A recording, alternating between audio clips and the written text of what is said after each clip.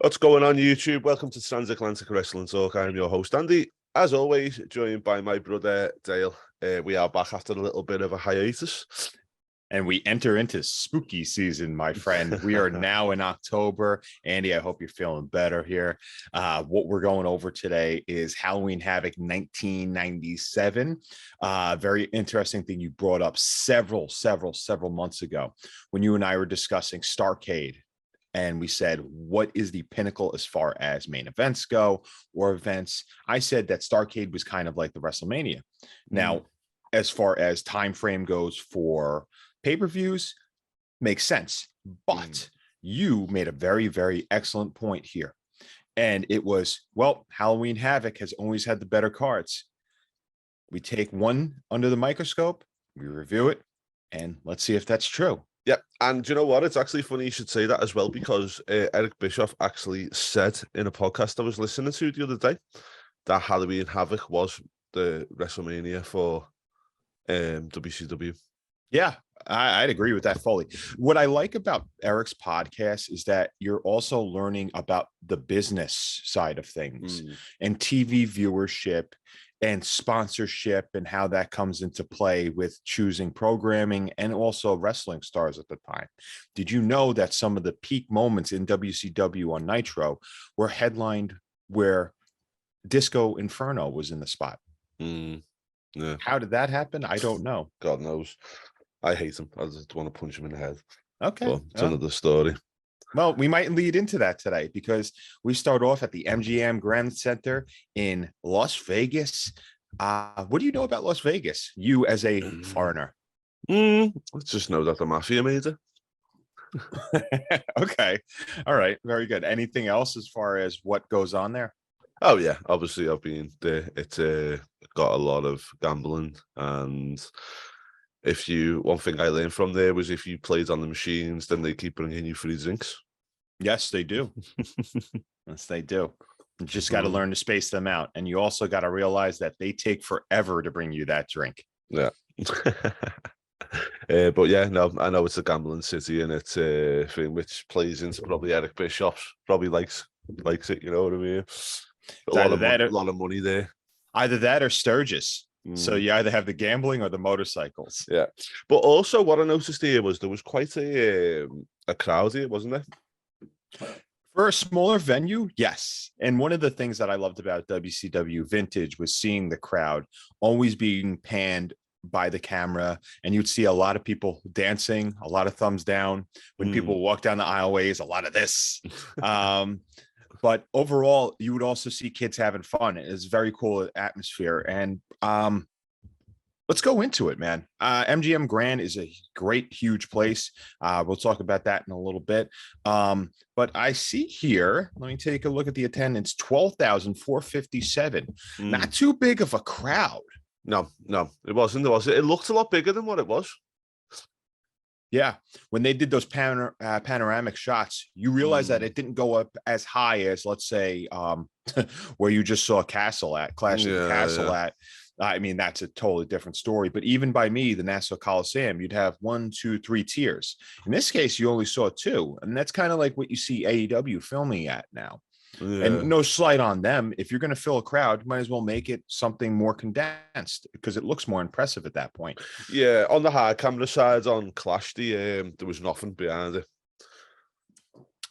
Yeah, smoke and mirrors at that point. And that's because there was a big thing as far as tickets going. I know that right off the bat, the ticket sales the prices were astronomical. They were, but I believe that from what I got told, the whole reason that they had the hard camera side off was for production. And if you actually look at the way they had it all set up on that floor behind that side, then you could probably a bit understand why, because they had a lot of production stuff going on there. Yeah. Okay. I could totally see that too. Because do you really think their bread and butter right now are tours? Yeah, I think that WWE, if they get these stadium stuff right, then it's a lot of revenue for them, isn't it? It could be, but it's more tourism. It's more as far as concessions go, merchandise sales. You know, the comps on the tickets are in the thousands nowadays. Yeah, I don't think they had a lot of comps though. You know, I was seeing tickets going even before the last couple of days, and they were still going for quite high prices. Mm-hmm. Yeah, it was But I think you're right. availability. The shop got like destroyed in a day. Yeah, Literally. they're making money hand over fist. You even texted me. You were like, dude, there is nothing. And you No. got there like early that day, I Yeah, think. Saturday morning I got there early, but the shop had opened on Thursday and they were saying there was queues. But I went to go in the shop and the queue was right the way down. And I thought, okay, that's not too bad. Let's queue up. And then the person told me they'd opened, the next door shop was closed, yeah. And they'd opened the shop.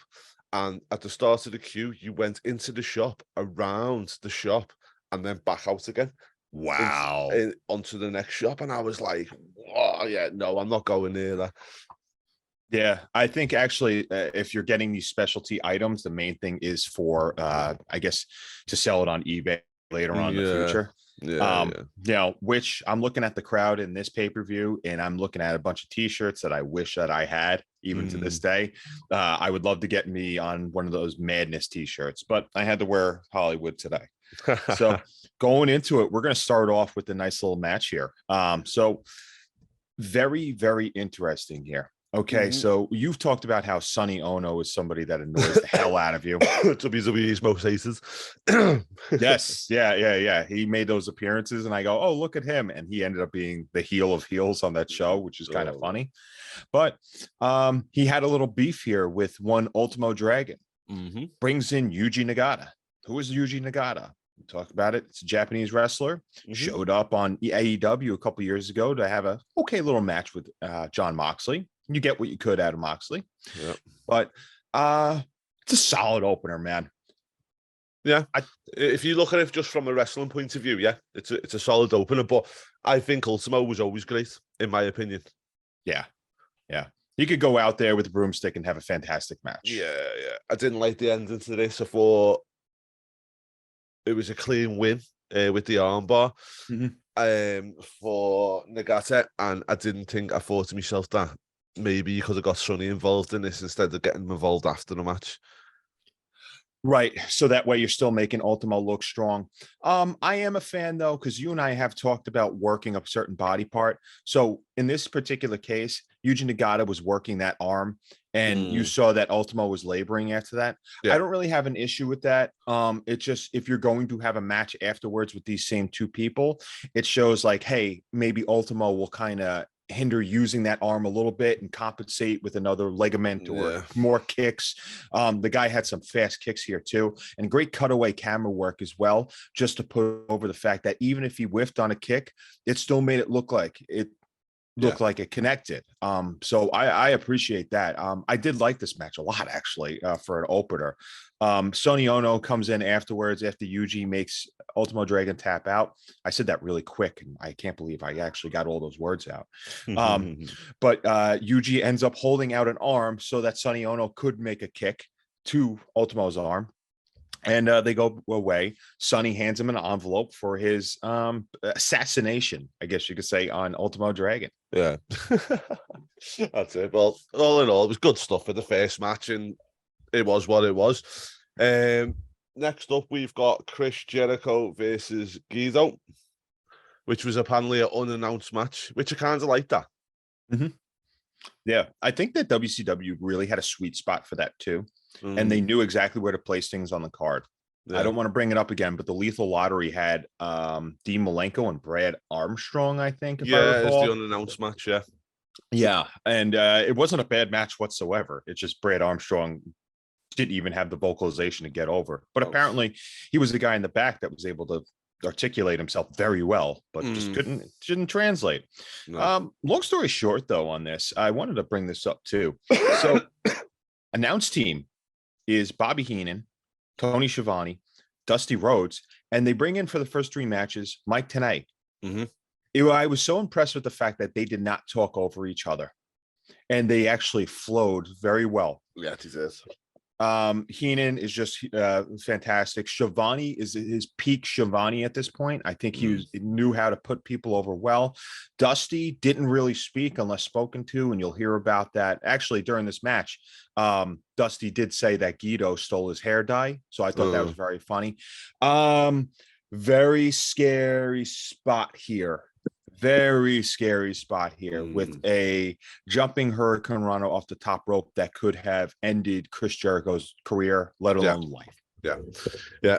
One thing I will say about this match, though, is they did make a comment about these two being tag team partners in Japan. And, do you know what? Fair enough. You can see why, because they did have chemistry. And that's why they've probably attempted that move as well. Correct. Yeah. You're only going to do things with moves that people that you trust. I did like in the beginning of it, it's very subtle, but there's the very beginning before they ever lock up, Guido goes towards Jericho with kind of like this a martial art kind of strike and posing with his right arm forward like this, and it threw off Chris. We've talked about how dancing is kind of like wrestling in that point. So sometimes, even when we did the In Your House a couple of weeks ago, talking about Shane Douglas and Razor Ramon, where there was missteps, where Shane said that he kind of got bamboozled by Razor, just missing his cues and everything like that. Guido kind of fucked with Chris here, and I loved it because Chris kind of just looked at him like, "Oh yeah," and they went right to it. I like that because you could tell that these guys had chemistry. Another solid match. 10A is fantastic, and I'm going to get into something very funny afterwards with the next match. But at this point, we're fully submerged into, okay, there's a lot of different great wrestling. Can I just say one more thing as well about this match before we do move on? Is the Lion Tamer in this match, or the Wars of Jericho, was great. The way that he put it in, it wasn't the way that he started putting it in late in WWE, which was just awful, and the way he does it nowadays is even worse. But the way he's done it back here was awesome. What makes somebody say, you know what, I'm going to make the Boston Crab another type of move? I don't know. I think it's just Jericho as a whole, isn't it? Jericho's whole thing is not to be fully creative and sort something from scratch. It's always to get stuff and make it better, or in his perceived way. But he did make that better. And also on the WWE Network, they actually had his WWE theme song when he was coming out and at the end of the match. Yeah, the dubbed over version. I will say kudos to the engineers for actually not muffling the announcers during this, because there was a time when the WWE, when they first started these productions, they totally butchered the hell out of these announce teams with the voiceovers, and then even throwing Howard Finkel on top of that. It was really bad. But yeah, so very solid match. But I think we go into a match that you and I can agree on as probably one of the best matches we could ever see. Yeah. And obviously we see this match a lot more as the years go on, but this one was brilliant, absolutely brilliant. I loved Rey Mysterio in '97. I loved the whole way that he was presented and his suit and everything else. Do you know what I mean? As time goes on, I think less is more sometimes. In this, he was really, really just nicely set up. Eddie was presented really well, you know what I mean? I thought the two of them were just awesome. Yeah. Tony Schiavone, as Eddie Guerrero was going to the ring, said, "This is probably the pound for pound best wrestler that we have right now." How jacked up was he as well? He only got worse and worse, and by worse I mean he only got better looking as the years would go on, and then of course substance abuse and everything. But he didn't really blow up when he was abusing pills. No, he never really became like. No, he's definitely on steroids there, though, and I think probably the steroids and the pills together is probably what's contributed to his early demise, isn't it? Yeah, but the expanded heart. Yeah, unfortunately. What could have been, man. It's amazing because you and I have gone over several different Guerrero matches, and I don't think there's one that we're just like, that sucked. Just one thing I want to ask you: do you feel like Rey Mysterio overachieved in his career? There's a lot of different definitions on overachieved, though. I think that when you look at the word overachieve, some people say, he did too much with given the talent that he had, right? Or some people say he achieved too much without even trying. I look at somebody as overachieving, going above and beyond. And without a doubt, he did. I think that they knew it too. Even Kevin Nash put over Rey Mysterio at that point. So that's when the underdog feel came about with Rey. Because now it's just like, all right, he's a cruiserweight and he's unbelievable. We went over matches when he was in ECW. He was unbelievable too. But then as it got to mid 2000s, when you see him facing off against Mark Henry, Kane, and Great Khali, and I think he won that match. That's when you could flip the definition of overachieving. Like, come on, dude. Yeah. I get you with that. Solid. Every bit of selling in this was solid. Eddie worked like a perfect heel, was able to counter everything between the springboards that he countered into a back body drop. Classic heel moves too, just to stifle the baby face. I was actually going to call him a pro at that point instead of a con. Do you know one thing that I liked with Eddie though is obviously Ray gets the win here and becomes the new champion. I've seen Eddie do this a few times in matches. Ray's celebrating in the corner after the match.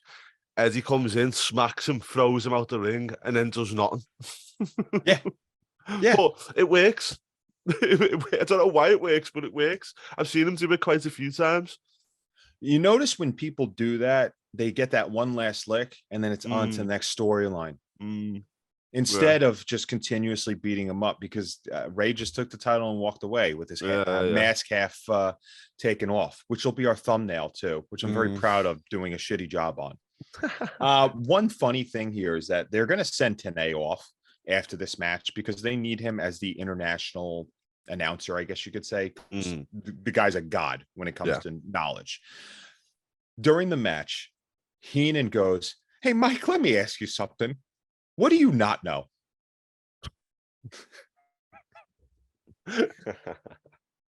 That's Bobby for you, though, isn't it? Oh, it was great. The less said about this match, the better, because I think that everybody should watch it like right now. Yeah.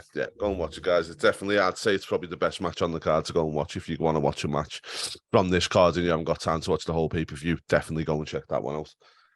Okay. That's not saying that the pay-per-view was bad, though.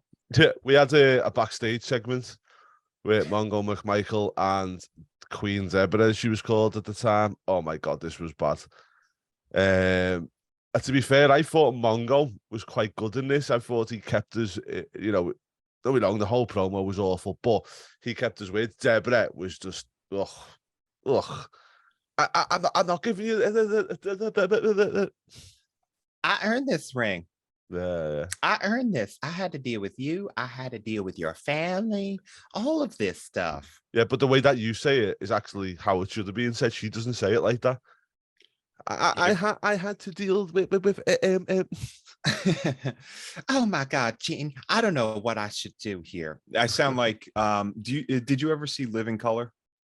Yes, in Living Color. And did you remember when Damon Wayans and David Allen Greer were the two men that rated films? Yeah, that's what they are, men on films. Hated it. Do you know what? Sometimes with me and Gene, though, you don't know whether he's saying it as part of the promo or he means it, because I feel like in this one he was like, "You just need to see a solicitor." You know what? Yeah, he's just like, maybe you should go to an attorney. Okay, I'm going to let you in on a little thing that triggered in my mind watching this. Okay, you know how the feeling is right now, where in AEW everybody's happy to be there except for everybody that fights and beats the crap out of each other, whatever. Okay, I believe that WCW was like that 25 years ago. However, they had contracts, they had etiquette. People weren't always out for themselves just to promote themselves. No. I think that they knew that they were away from WWF. So that's when Mean Gene and Shivani and Heenan can joke around like that. And you had Ted Turner that was all about it. The only problem is that these guys are not comprehending anything nowadays too. No. Do you see any type of parallel with that? Wait, no. I think the only one I can see is sometimes with JR. So the way that me and Gene used to make these little comments and I used to laugh. Have you seen JR do it on AEW? And nobody laughs. If he doesn't like the matches, he just goes, well, maybe you should have done this. Why are you just chasing him like that for? He just... Oh, it's nice to see the referees are doing something today. Yeah. But who else is he going to go back and connect with though, Ross? Maybe Arn? Yeah. You know, like guys like that. I don't see him rubbing elbows with Jake the Snake. No. But that, you know, but I really do think that these guys were able to have these nice interjections in their like comedy. But I think as well is both WCW and WWE had the same fans pretty much, didn't they? Do you know what I mean? And AEW is different because it's more like a cult, isn't it? And I don't think some of the stuff JR says isn't funny. I just don't think like they laugh at him because they're like, how dare you? Do you know what I mean? They wanted to fire him after he said, thanks for watching WWE Dynamite. Yeah. Fans were calling for his head. And it's like, come on. Yeah. The guy worked on the show for how many decades? Yeah. And he says it once, and you guys, that's why we watch stuff from 1997. Right.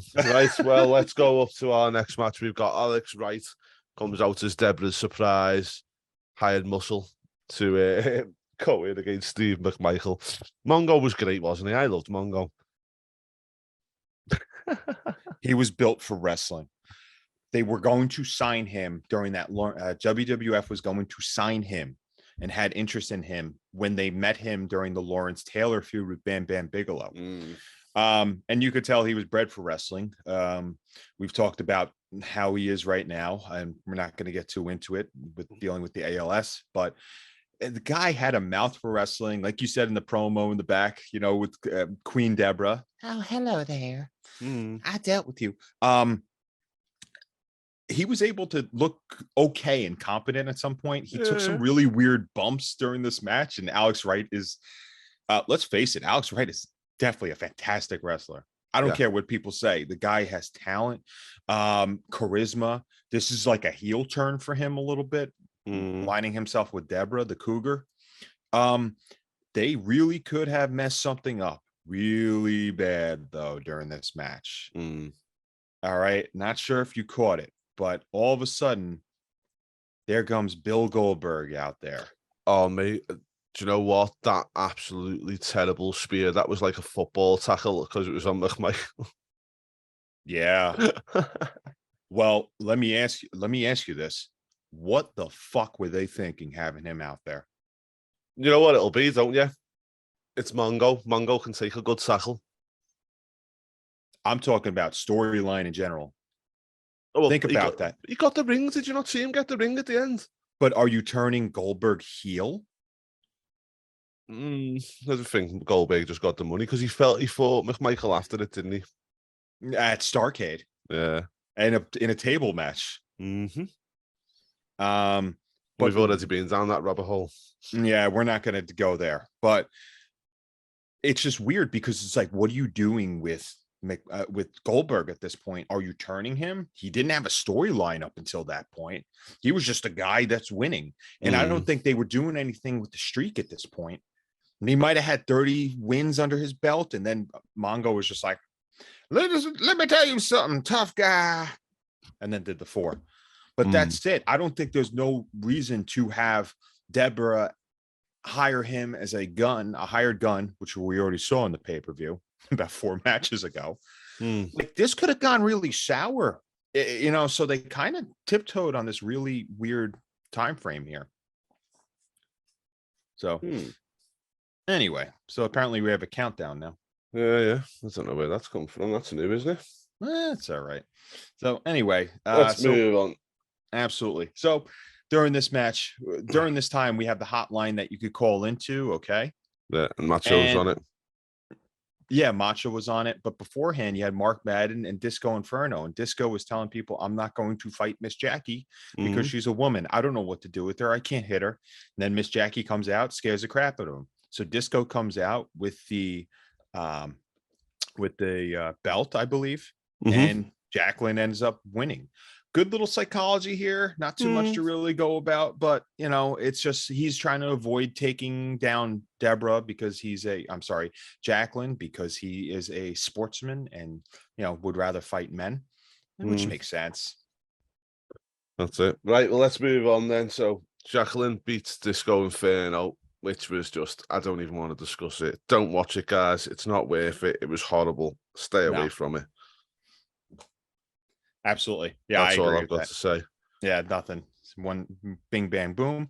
Then we have a little bit of grudge match here. So we're going to have Kurt Hennig come out to the ring and face Ric Flair. Flair is bitter. They had that War Games-esque match where Hennig actually turned on Flair and slammed his head in the cage. At that point, what happened was you're going to have the cage erupt and kill Ric Flair, and then he'll never wrestle again. Yeah, cellophane. Just kidding. Yeah. Just kidding. Flair's alive, and he'll always live forever. Yeah. Kurt Hennig comes out with his robe on here, doesn't he, as well, which is quite cool. But I seen this and just thought this is a match with two of the best sellers in the business. Yeah. And bang from the start of it. You see them coming across, you know what I mean? Yeah. I love the fact that he comes out with the robe with the sleeves cut off, and he's making it aware that, hey, look, I'm going to face Flair. Here it is. We're the two best in the game. Let's just milk this. Flair is like a rabid Wolverine at this point, no pun intended, with somebody else to the stable. But he's pissed off at Hennig. These two, if you remember, we did review the 1992 Royal Rumble, and that's the one that Flair won.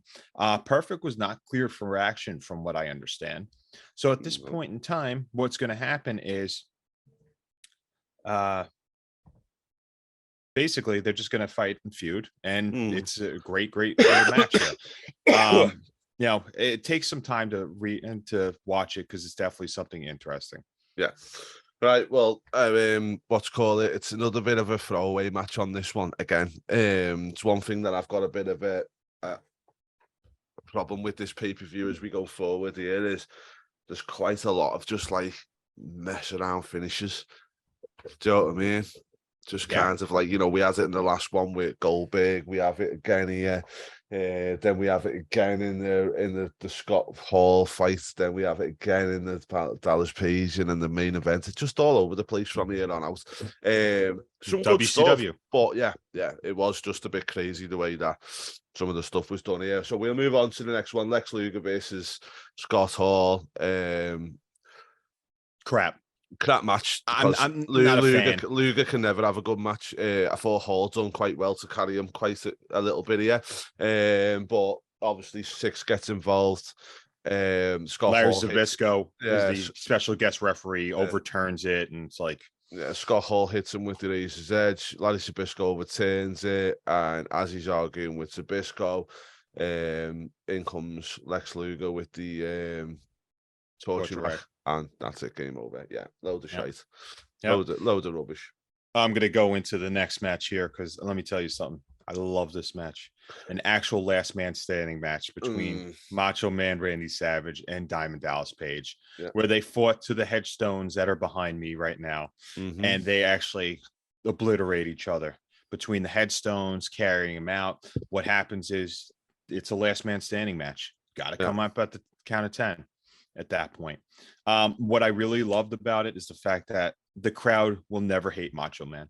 They will love him if he's a baby face or heel, but they also love Diamond Dallas Page at this point. He can do no wrong. Two guys that could do no wrong may have the recipe for one fantastic match, and I love this match so much. Yeah, it was really, really good, and I think what goes out in this match is the two of them are intense. And it's shows in the work here. You heard about Diamond Dallas Page backstage, wanting to plan meticulously the match out and go into every little single detail. And I think Macho Man would have thrived under that kind of thing, working with him. Yeah, same style with that, with the planning and preparation too, which was not something that people like to do. They like to call it in the ring. But these two guys were like, let's do this. Oh, yeah, I want to do this. Yeah. And that's it. And it went really well, apart from the ending. WCW for you. We have a little bit of a run-in, fake Sting with the baseball bat, hits Diamond Dallas Page in the ribs that will never not be taped in my mind. Yeah. And also you can tell that the bat's made of foam, which is the bit. I don't know, don't you? I was thinking about this before. Do you like it when they get the bat by the end and they do that, or would you prefer the foam like that where he smacks him with it properly? I'd ban a fucking bat from the ring. Yeah, but if you were gonna do it, which way would you do it? If you're gonna use it now and again, I'd make him look like a fucking popsicle. I'd shove it up their ass, Andy. But yeah, and then obviously DDP gets counted out and he gets the win. I like the promo before this match as well with Randy and Elizabeth as well, and it was good to see, like, you could tell that they evolved the pair of them, because obviously Randy's speaking, then Elizabeth gets her bit in, and she still can't talk. No, she still can't talk. No, she can't, but she's not that timid girl in the background anymore. She's actually getting her own little bit. Obviously, at this point, they weren't married, was they? No, on the forefront. So I think he just didn't really feel like he could control her, or he should control her at that point. Because you'll see later on, it's a very retrospective way of looking at Macho Man when you see him with these hot chicks later on in his career. Very interesting. But then we go into a match that was very weird. I still enjoyed it. And Bischoff and Hogan actually threatened to not do it for the sake of the fans. Good promo by Hogan in the beginning of the day, saying, I care about my fans. That's why of course it was, but that's WCW. We have basically Roddy Piper, who's never not in bad shape. I don't know why people think that he's in bad shape, or I should say never not in good shape. Never was in bad shape. Comes out and he's the icon at this point. And he's getting revenge. And it's a very big turn. You know, you have Hogan as a heel, babyface Roddy Piper. It's like the whole of evolution, isn't it? But is a pretty decent match. The only problem is that there's only stuff going on the outside. It's hard to concentrate, isn't it? It's like, to be fair, I kind of just looked then, and I watched this the other day, and I forgot that Piper won the actual match, because there's so much that goes on afterwards. But the stipulation was, he didn't read the contract, so Hogan is still the champion. One really weird thing that happened at the end of this pay-per-view, though, is that there was a bunch of fake Stings coming out, and then an actual fan came out dressed up as Sting, and then I felt bad for the fan. But then again, beat them to hell. Dude, did you see Hogan just stop what he was doing with Piper, then came over to beat the shit out of the fan with Macho Man? Old school, though, mate. Old school. I am shocked that this is still on the network. Well, let's see then. What were you going to give this as a rating? An 8. An 8. I am giving this an 8. I love this pay-per-view. I'm going to go for a 7. And the reason I'm going to go for a 7 is I just feel like some of the missing matches at the beginning. But, like the mismatches in the matches were a little bit all over the place. But that's all we've got time for, Dale. So thanks very much for watching, guys. We are back to a pre-recorded format. We thought it was better for us at the moment and stuff like that. We appreciate you all watching. So check out every Tuesday for new episodes. We're going to load them up every Tuesday from now on. But we do appreciate all your support, guys. And we will see you again, same time, same place next week. Well, from us. Dig it.